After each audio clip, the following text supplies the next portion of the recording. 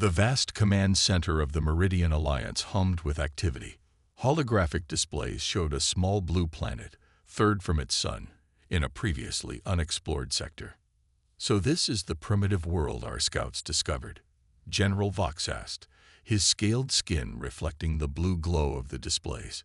His species had conquered 12 worlds before joining the Alliance, and he saw little challenge in this new target. "Yes, General.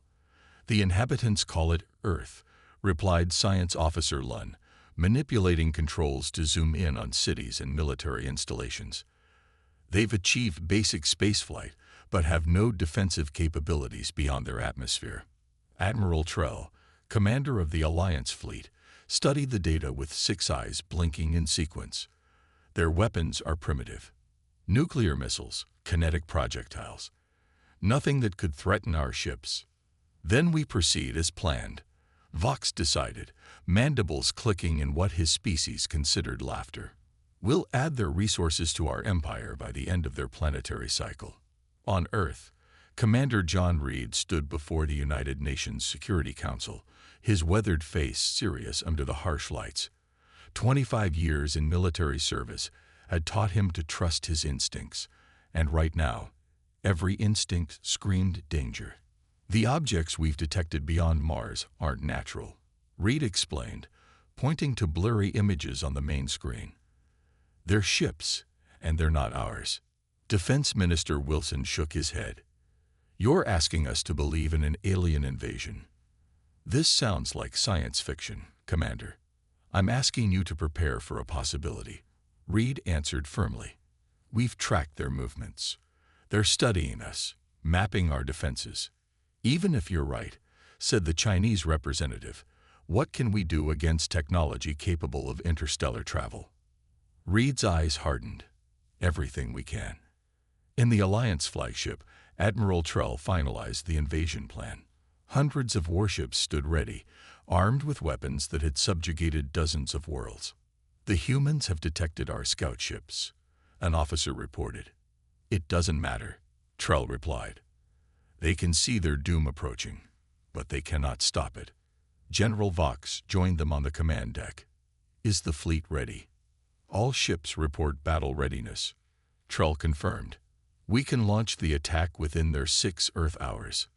Vox's mandibles clicked again in satisfaction. "Begin the operation.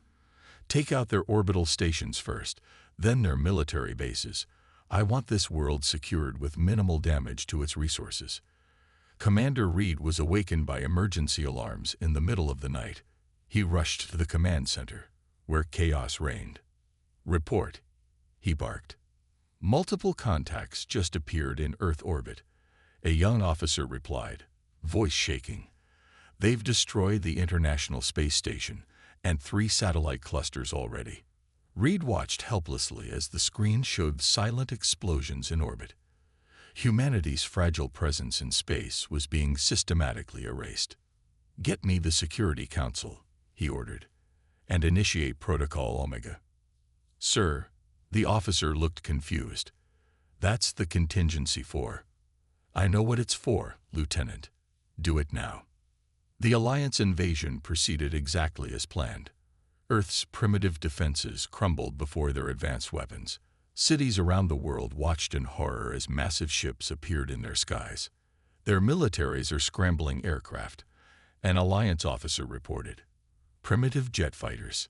Swat them down," Trell ordered dismissively. On viewing screens across the Alliance fleet, Earth's defenders fell in flames. Ground installations fired missiles that couldn't penetrate Alliance shields. Human soldiers fought bravely, but hopelessly against overwhelming technology. "This victory is even easier than predicted," Vox observed, watching the battle reports with satisfaction. "These humans are pathetic." Deep beneath the Rocky Mountains, Commander Reed rushed through reinforced doors into a secret command center. Few people knew this facility existed, built after a discovery 10 years earlier that had changed everything. "Status of Project Harbinger," he demanded. Director Miller looked up from her console. "The fleet is on standby, awaiting your command." Reed nodded grimly. "Send the signal. It's time." Miller's fingers flew across her keyboard, transmitting a coded message to receivers beyond Neptune's orbit, where Earth's real defense waited in darkness. "Let them laugh while they can," Reed whispered. "The real battle hasn't even begun." 3 days after the invasion began, half of Earth lay in ruins. Major cities worldwide burned as Alliance ships methodically destroyed military targets and government centers. Captain Tom Walker ducked as concrete dust showered from the ceiling of the makeshift bunker. Once a decorated Army Ranger, he now led a ragtag group of survivors beneath the ruins of Chicago. "Captain, they're moving south," reported Lisa, a former traffic controller who now tracked alien movements with jury-rigged equipment. 3 of their smaller ships heading toward the safe zone. Walker nodded grimly. "Get everyone deeper inside. Then, Mike, you're with me." The 3 soldiers moved through debris-filled streets, staying in shadows. Above them, sleek alien craft patrolled with searchlights cutting through dust-filled air. "Remember," Walker whispered, "don't engage unless absolutely necessary. We're just gathering intel." From their hidden vantage point, they watched as Alliance ground troops, tall, armored figures moving with inhuman precision, established a processing center in what had been Grant Park. "They're not just destroying," Mike said quietly. "They're setting up for occupation." Walker's face hardened, which means they're planning to stay. In the orbiting Alliance command ship, General Vox received victory reports from around the planet. Human military resistance has collapsed in 83% of territories, an officer announced. Remaining forces are scattered and disorganized. "Excellent," Vox replied. "Prepare the second phase. Begin resource extraction and establish governance centers." Admiral Trell entered the command deck, looking less satisfied than his colleague. "We're still encountering scattered resistance. These humans fight even when victory is impossible." "Primitive stubbornness," Vox dismissed with a wave. "It will not change the outcome." Trell wasn't convinced. "Our scouts report unusual readings from beyond their solar system. Possibility of unidentified vessels." "Nonsense," Vox clicked his mandibles in amusement. "Their space capabilities were primitive. We destroyed everything they had in orbit within hours." "Perhaps," Trell conceded, "but I've encountered 19 species across 12 star systems, and I've learned to be cautious about assumptions." Dr. Anna Miller hadn't slept in 3 days. The underground facility beneath the mountains had been designed to withstand nuclear strikes, but she still felt the distant rumble of Alliance bombardment above. Her team of scientists worked frantically at their stations, finalizing calculations and systems checks. "Power coupling stable at 98%, called out Dr. Parker from his workstation. "It's the best we can do with the resources we have." Miller nodded, rutting bloodshot eyes. "It'll have to be enough. What's our communication status with Harbinger?" "Intermittent," replied Communications Officer Taylor. "The aliens are jamming most frequencies, but we're cycling through the secure channels. We've confirmed receipt of activation codes." Miller allowed herself a small smile. "Then they're coming." Across Earth's conquered territories, giant screens activated in city centers, displaying General Vox's imposing figure. His voice boomed in translated human languages. "People of Earth, your resistance has ended. The Meridian Alliance now claims this world as part of our domain. Accept our authority, and you may live as productive members of the galactic community. Continue resistance, and you will be eliminated." Walker and his team watched the broadcast from their hiding place, rage building inside them. "What's our next move, Captain?" Ben asked quietly. "We keep fighting," Walker answered, "and we wait for an opportunity." He tapped his hidden communicator, set to the frequencies Commander Reed had established before disappearing from official channels. In Alliance headquarters, a junior officer approached Admiral Trell hesitantly. "Admiral, we've detected unusual energy signatures from human communications. They appear to be using frequencies and encryption we haven't cataloged." Trell's 6 eyes blinked with interest. "Show me." The data pattern displayed wasn't consistent with the technology level they'd observed during their invasion planning. Have we missed something? Trell wondered aloud. At that moment, long-range sensors triggered an alert. Beyond Neptune's orbit, multiple objects had just accelerated to speeds no human craft should be capable of achieving. Trell felt a chill of uncertainty. "General Vox," he called, "you should see this." Vox approached impatiently, still celebrating his easy victory. "What now, Admiral? More primitive resistance to crush?" "No," Trell said quietly. "Something else entirely." 10 years before the invasion, on a cold winter night, Dr. Anna Miller stood in shock before the crashed alien vessel. Government trucks surrounded the impact site in the remote Alaskan wilderness, their headlights illuminating steam rising from melted snow. "My God," she whispered, reaching out to touch the strange metal hull that remained intact despite the violent crash. "We're not alone." Commander Reed, then just a major, approached with a team of specialists in hazmat suits. "Dr. Miller, you've been selected to lead the research team. Whatever this is, whatever's inside, it changes everything." For the next 3 years, scientists worked in a hidden facility, taking apart and studying every component of the scout ship. They discovered technologies beyond human understanding. Propulsion systems that bent space, weapons that could vaporize mountains, shields that could withstand nuclear strikes. "It's a scout ship," Reed explained to the president during a classified briefing. "Where there's a scout, there's a fleet." And they weren't exploring, they were assessing. The president's face was grim. "How long do we have?" "Unknown, but we need to prepare." Thus began Project Harbinger, the most secret initiative in human history. Resources were diverted through shadow budgets. The world's brightest minds were recruited under false pretenses.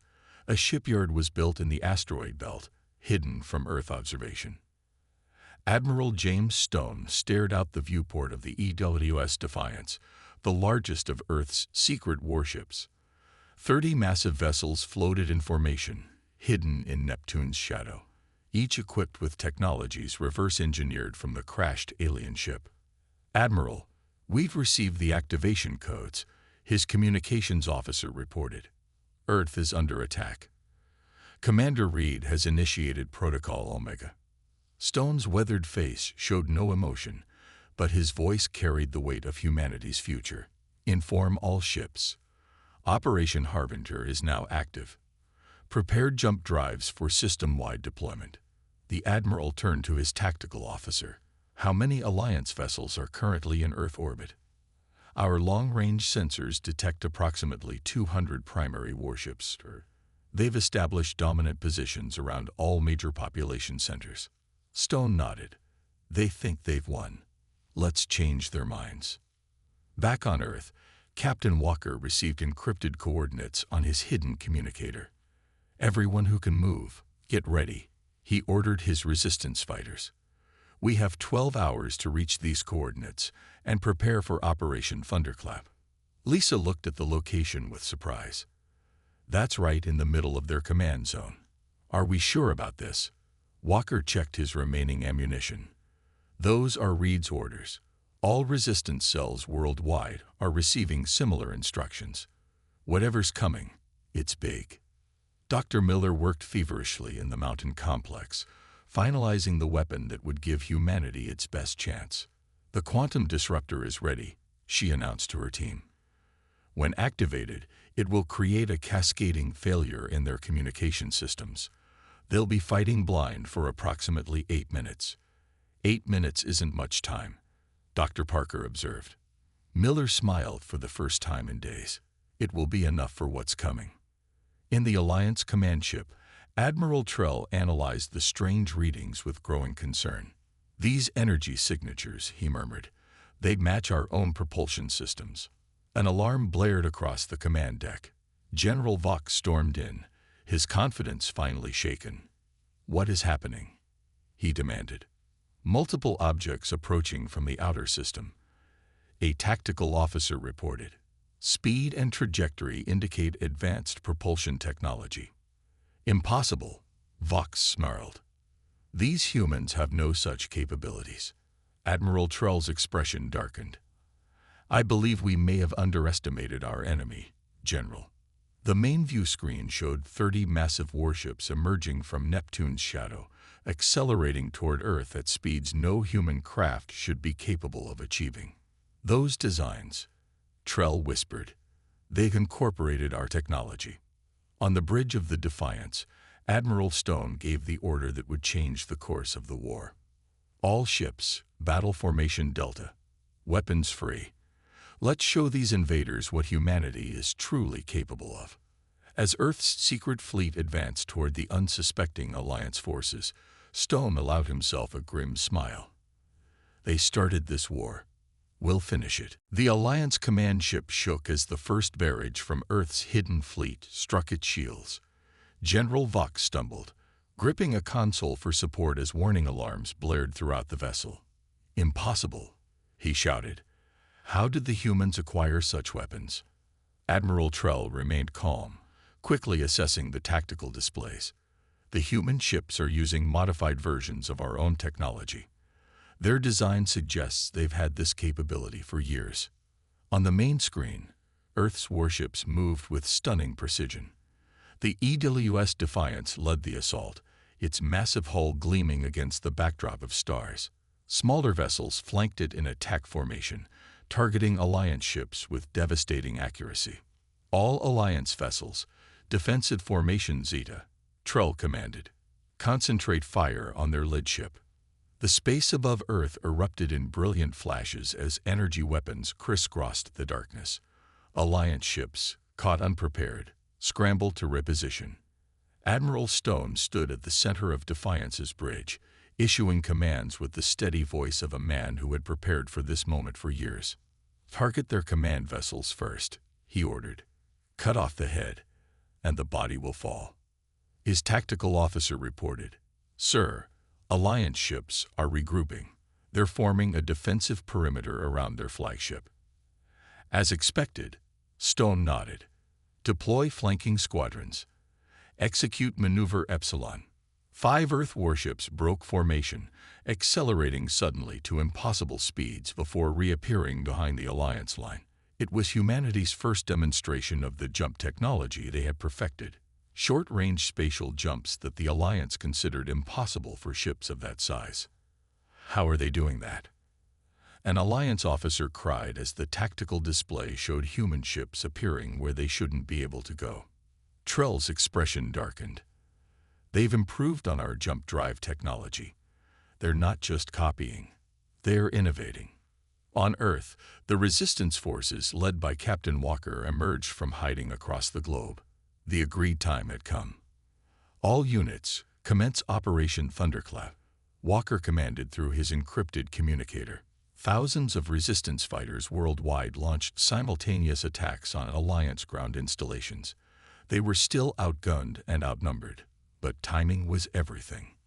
Walker led his team toward Chicago's Alliance Command Center, moving through underground tunnels.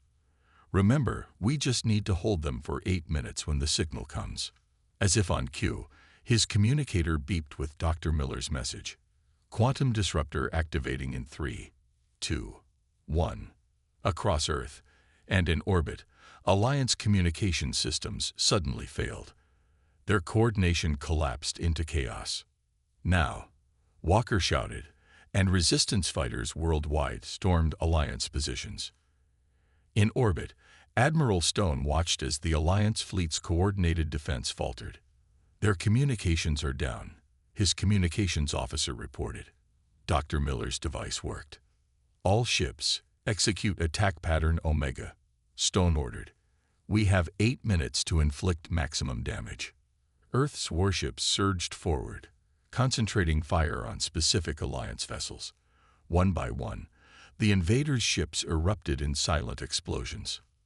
General Vox roared in frustration as his command screens went dark. "Get our communications back online." "Working on it, General," an officer replied frantically. "But the disruption is unlike anything we've encountered." Admiral Trell studied the failing tactical displays with growing realization. They planned this. The ground attacks, the fleet appearance, the communications disruption. It's all coordinated. Through the viewport, they watched as 3 Alliance cruisers exploded under concentrated fire from Earth vessels. "These are not the actions of a primitive species," Trell said quietly. "They've been preparing for us all along." As Earth's warships drove the Alliance fleet back from low orbit, Admiral Stone allowed himself a moment of grim satisfaction. "Send word to all resistance forces on the ground. Phase 1 complete. Begin establishing ground control points for our landing forces." His second-in-command stepped closer. "Sir, the Alliance still outnumbers us 3-1. "Numbers aren't everything, Commander," Stone replied, watching as another Alliance vessel fled from Earth orbit. "We have the one advantage they never expected." "What's that, sir?" Stone's eyes remained fixed on the battle. "We're fighting for our home." The gas giants of Jupiter loomed large as the battle raged among its moons. Earth's fleet had lured the Alliance forces away from their homeworld, choosing the battlefield carefully. The swirling red storm on Jupiter's surface cast an eerie glow over the ships as they exchanged devastating barrages of weapons fire. "Shields holding at 60%, reported the tactical officer aboard the Defiance. Admiral Stone nodded, his eyes never leaving the tactical display. "Move us between Ganymede and Europa. Let's use Jupiter's radiation belts to our advantage." The massive Earth vessel shifted position, drawing 5 Alliance cruisers into pursuit. As they entered the intense radiation zone, the Defiance's shields adapted instantly, configured specifically for these conditions. The Alliance ships weren't so fortunate. Their shields flickered and weakened in the intense radiation. "Now," Stone ordered calmly, "all weapons, concentrated fire." The Defiance unleashed its full arsenal, targeting each enemy vessel in sequence. 3 Alliance cruisers erupted in silent explosions, their remains scattered across Jupiter's orbit. In the Alliance flagship, Admiral Trell watched with growing concern as tactical reports flooded in. "We've lost the 7th Squadron near Europa," an officer reported, "and the humans are deploying some kind of adaptive shield technology. Our weapons are becoming less effective with each engagement." General Vox slammed his fist on the console. "Impossible. Their technology should be inferior to ours." "Clearly, it is not," Trell responded coolly. "They've had years to study our systems from that scout ship they captured, and they've improved upon them." "What scout ship?" Vox demanded. Trell's 6 eyes blinked in sequence. "The one that crashed on their planet years ago. Our long-range scans are detecting technologies that could only have come from our own designs." On Earth's moon, Dr. Miller supervised the final setup of the forward command base. The Alliance forces had been driven from lunar orbit during the initial counterattack, allowing humanity to establish a crucial foothold. "Quantum disruptor charging at 80%, a technician reported. "We'll be ready for another communication blackout in 20 minutes." Miller nodded, then turned as a communication officer approached. "Dr. Miller, we're receiving reports from our fleet. Operation Thunderstrike is succeeding. Admiral Stone has drawn the main Alliance force into Jupiter's orbit and is engaging them there." She allowed herself a small smile. "And Captain Walker's forces. Ground resistance has reclaimed control of portions of North America and Asia. Alliance ground troops are in disarray without proper communication with their fleet." Captain Walker crouched behind a destroyed Alliance transport, his team taking cover as they approached what had once been the White House.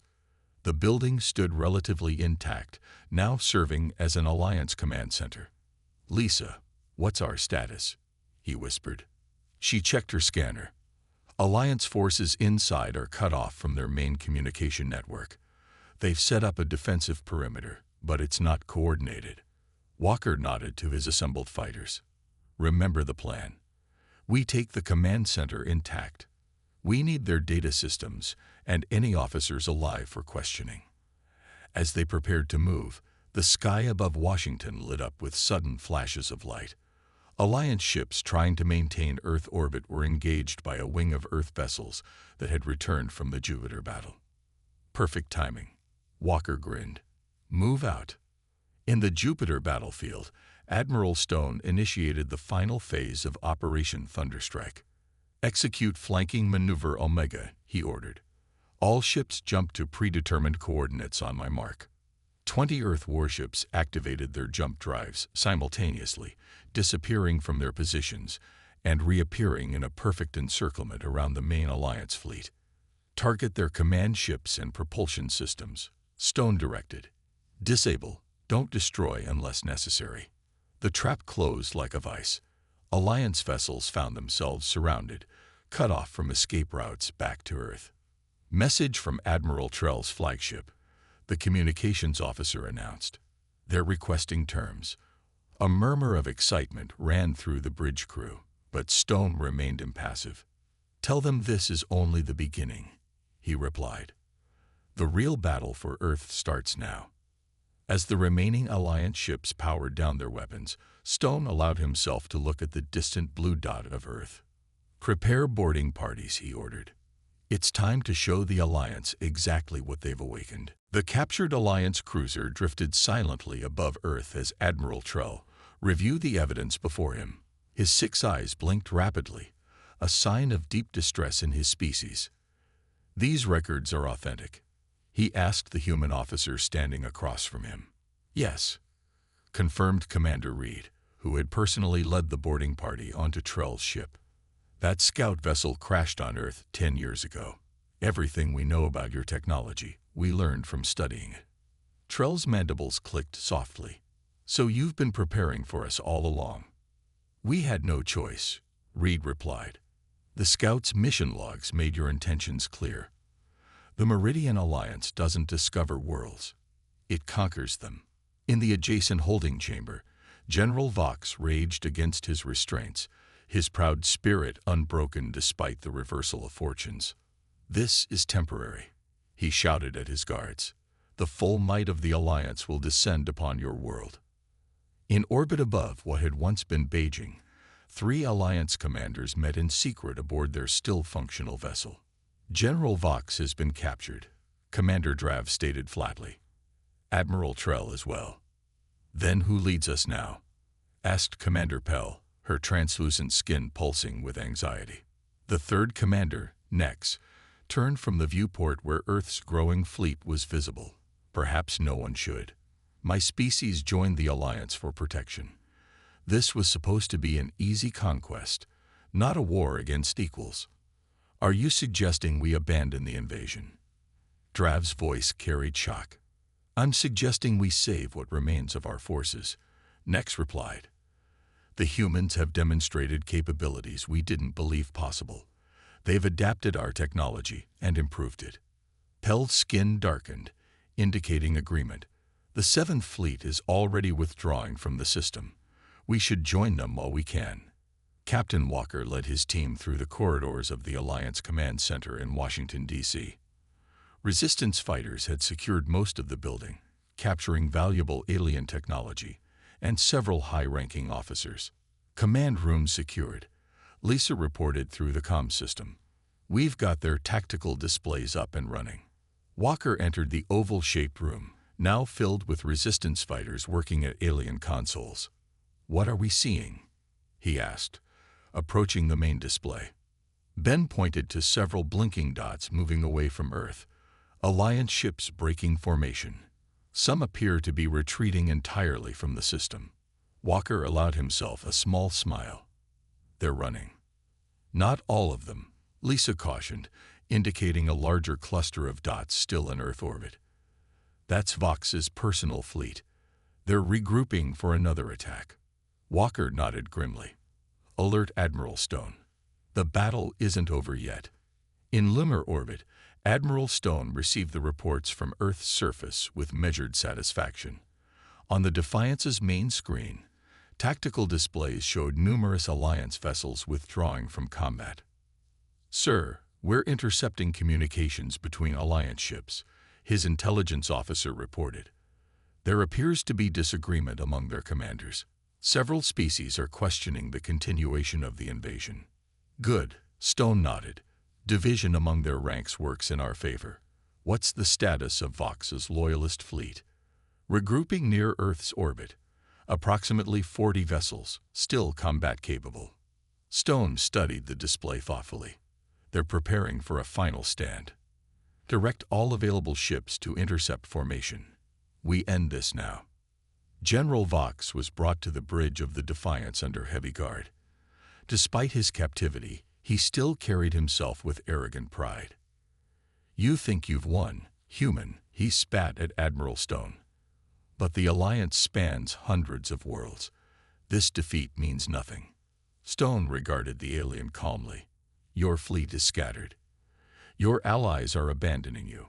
Tell your remaining ships to stand down, or we will destroy them." Vox's mandibles clicked in what passed for laughter in his species. "My warriors will fight to the last ship."